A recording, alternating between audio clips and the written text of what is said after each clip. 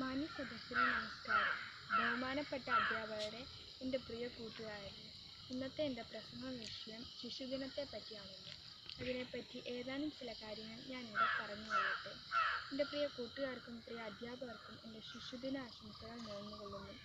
നമ്മുടെ ആദ്യ പ്രധാനമന്ത്രിയായിരുന്ന ജവഹർലാൽ നെഹ്റു, അതായത് നമ്മുടെ ചാച്ചാജിയുടെ ജന്മദിനമാണ് നാം എല്ലാവരും ശിശുദിനമായി ആഘോഷിക്കുന്നത്. അലഹബാദിലെ പണ്ഡിറ്റ് കുടുംബത്തിലെ മോത്തിലാൽ നെഹ്റുവിൻ്റെ സ്വരൂപ റാണിയുടെ മകനായി 1889 നവംബർ 14 നമ്മുടെ ചാച്ചാജി ജനിച്ചു. ഇന്ത്യയിലെ സ്വാതന്ത്ര്യ സമരത്തിൽ ഗാന്ധിജിയോടൊപ്പം പ്രവർത്തിച്ചു. സ്വതന്ത്ര ഇന്ത്യ നയിക്കുവാൻ നിർദ്ദേശിച്ചു. കുട്ടികളെ എല്ലാവരെയും അദ്ദേഹത്തിന് വളരെയധികം ഇഷ്ടമായിരുന്നു. അതിനാൽ കുട്ടികളെല്ലാവരും അദ്ദേഹത്തെ ചാച്ചാജി എന്ന് വിളിച്ചിരുന്നു. ആധുനിക ഇന്ത്യയുടെ ശില്പി എന്നാണ് അദ്ദേഹം അറിയപ്പെട്ടിരുന്നത്.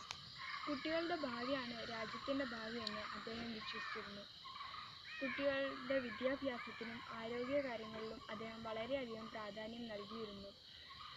നമ്മളെല്ലാവരും ശിശുദിനം ആഘോഷിക്കാൻ തുടങ്ങിയത് നമ്മുടെ നെഹ്റുവിൻ്റെ മരണശേഷമാണ്, 1964. ആ 1964 നവംബർ 14 നാം എല്ലാവരും പിന്നീട് ശിശുദിനമായി ആഘോഷിച്ചിട്ടുള്ളത്.